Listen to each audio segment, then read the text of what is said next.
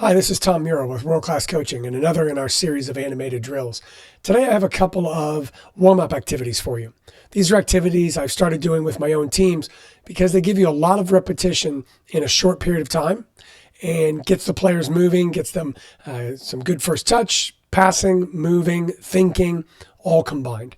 So the way these are set up, I'll start here with the one on the left. We call this a figure 4 pattern, and ideally, you have 5 players with this.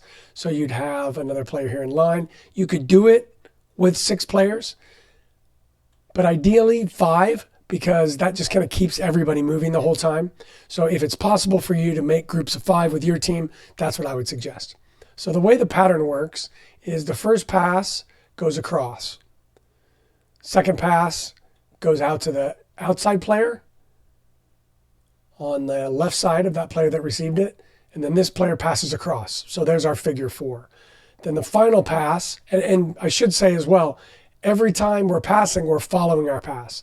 So this player passes and follows to there, player passes and follows to there, passes and follows to there. So their movement is out of the way of the next pass. And ideally what we're looking for here is a pass to the left foot, and then a pass to the left foot, and then a pass to the left foot, because that next pass, the final pass, to start the activity over again, is coming here. For this next player to step up, receive the ball, this player follows their pass, and the pattern continues. So focus with the players is on a quality first touch in the direction that they want to play, and then a good pass to their teammate's proper foot, making sure that we're trying to pass to the correct foot. Obviously, we want the player to open up and receive it with the correct foot if the pass isn't perfect. But ideally, we're always passing to the correct foot. So passing, following our pass. After we do this for a few rotations, we get everybody through here back to the start. We'll do the same thing in the other direction. So now we're using the other foot. So the pass again goes out here, but this time we're passing to the right foot because the next pass comes here for their right foot to their right foot so they can open up and then play that last pass here to complete the pattern. So that figure 4 passing is the first thing that we would do after a dynamic warm-up with the players. Now the next thing we'll do is what we call it show and slide, basically. And so what we're doing here is every time it starts with the player showing to the middle to receive the ball and then play it back. Ideally, they're doing that with 1 touch. Younger players, you could give them 2 touches, but for the flow of the activity, it really works best if as much of this as possible is 1 touch. So the ball goes in, ball's passed back. This player then slides to the right, and this player takes the open space. So just for the sake of being able to see how the diagram is set up and not changing the players, I'll put it here. But now this is the player that's still working. They've moved into the middle, out to the right, now they're here. While that's happening, this player receives it and passes to their right. As soon as the ball arrives, this player checks to the middle to receive the ball again. So I don't use cones with this activity because I don't want them going to a predetermined point. What I want them doing is reacting to the ball. So when the ball arrives there, then this player should check to the middle and ask for it, receive the pass back, receive it there. Hopefully 1 touch would be great.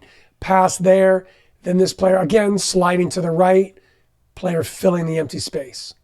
So again, just to reset it so you can see. Now this is the player that's working.